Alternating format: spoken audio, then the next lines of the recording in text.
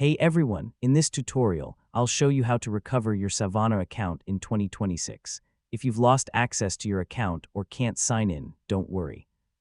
The recovery process is usually quick and easy, so let's get started. First, open the Savana website or app and go to the login ** page. Then click the * forgot password * or account recovery * option.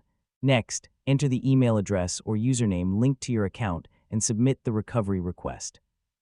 Yeah, make sure you use the same email address you registered with. Now, check your inbox for a recovery email. If you don't see it within a few minutes, be sure to check your spam or junk folder. Open the email and follow the instructions to reset your password or verify your identity. Once you've completed the steps, create a new password if you're prompted to do so. Finally, return to the login page and sign in using your updated credentials. If you're still unable to recover your account, contact Savana support and provide any requested information to verify your identity. And that's it. You've successfully recovered your Savana account. If this tutorial helped you, don't forget to like, subscribe, and I'll see you in the next tutorial.